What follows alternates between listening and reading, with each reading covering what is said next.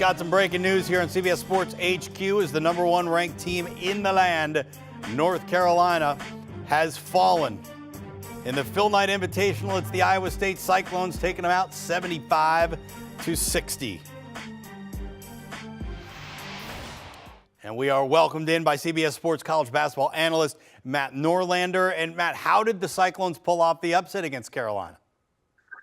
Well, it was Caleb, but it wasn't the Caleb that everyone expected to have a huge game. It wasn't North Carolina's Caleb Love. It was Caleb Grill, who hit 7 3-pointers, 31 points, had the game of his life, basically, and an incredible job by Iowa State to come back late. You know, North Carolina actually, which had been flirting with fire in pretty much almost every single game it had played to this point, and they were all against mid-major teams, including most recently just on Thursday when it edged off Portland late.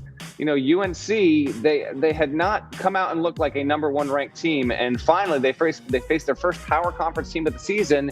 And you could see right here, I mean, Iowa State just was able to get up in UNC and really mess them up. Armando Bacot had a decent game, right? RJ Davis played well, but Caleb Love, 4 of 14 from the field. And so much of that is because Iowa State is a defensive-oriented group.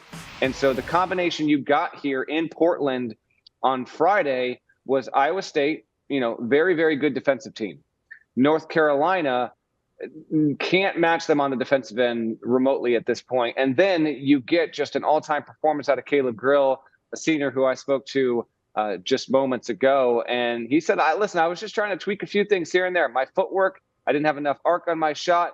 Lo and behold, it all comes together for a special magical performance for him and TJ Otzelberger, Iowa State coach. I asked him, have you ever been on a team, a staff that ever beat the number one ranked team in the country? He said he didn't believe so. It's a historic day for this program and obviously for Otzelberger and that staff and those players. First win for the Cyclones over the AP number one since 2016 when they beat Oklahoma. Just the third time they've ever beaten the AP number one. You led me actually perfectly into my next question. It's about North Carolina. You mentioned Portland. It was Gardner-Webb before that. Are there cracks in the foundation here with this Tar Heels team? And if so, can they be fixed by the time things really heat up when we're talking about the turn of the new year? I like the way you put that, cracks in the foundation. I wouldn't say that. I would say maybe the kitchen needs a little slight remodeling. Maybe the upstairs bathroom could use some tweaking, and maybe you rip out the carpet in the third bedroom. I think it's those kind of problems right now for North Carolina. It's not a foundational issue.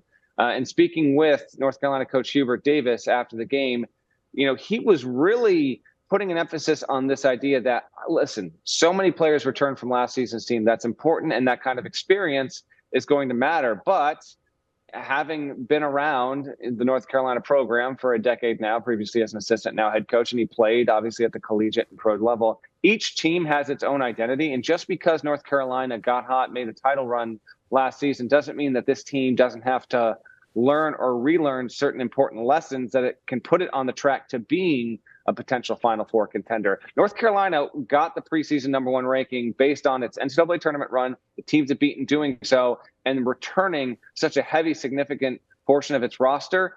But if you looked at this team objectively through almost every game it played to this point, it has not performed like the best team in the country. It hasn't performed like a top 5 team in the country. So the first time it faces a power conference team, it gets taken out there. I think Davis knows that the players could have maybe used a little bit of a humbling here, and we'll see how they respond. They'll play on Sunday. They won't play for the championship here. Instead, we wait to see if they can just finish in third place. But UNC has plenty of work to do, and I think it starts with what they do on defense or lack thereof. How about the other side of the ball? Is Iowa State for real? They're 5-0 now.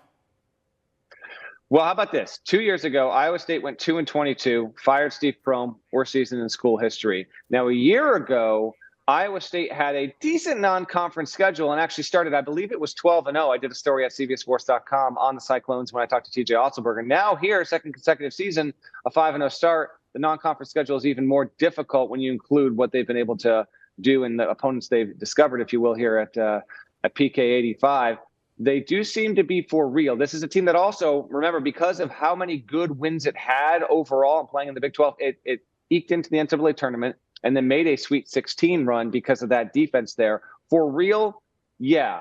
Was it projected to be a surefire NCAA tournament team going into the season? No, not at all. But that's why an event like this is so big and important, because we didn't know for sure if Iowa State was going to play North Carolina. And if that was going to happen, what would they look like? Well, they get the win, and they do it so impressively. These wins, it's why I always harp on this on the Ion College Basketball Podcast. The wins that happen in November, I understand that not as many people are absolutely dialed in on college basketball right now the way they are in the first and second week of March, but the wins mean just as much to the resume, and beating North Carolina today is going to go a long way, not just in getting Iowa State to the NCAA tournament if it does what it needs to do down the road, but improving its seeding. I think it is for real. I'm not sitting here and telling you right now Iowa State's a top 10, top 15 team in the country. I don't think that's the case, but I do think its bona fides have been proven. TJ Otzelberger got emotional in the post-game press conference saying this isn't just some like swing through kind of thing. This is my life. This is what I came here to do. This school means so much to me. And he actually teared up after getting this kind of win. Pretty powerful scene. Pretty awesome stuff here in the Rose City over the past 48 hours. Well, it shows how much it means to him as Iowa State picks up a massive win, knocking off the #1 ranked North Carolina Tar Heels 70-65. Matt Norlander, college basketball analyst for CBS Sports. Thank you so much for the knowledge. Tar Heels on the grill. That would be Caleb Grill coming into this game. Yeah, he was averaging like 7+ per game. Breaks out for 31, the game of his life, according to Matt Norlander, in an upset win. Iowa State 70, #1 ranked North Carolina 65. Do you want a sports network that delivers everything that matters about the game? The highlights, the picks, the instant analysis, no yelling, no fake debates, no politics.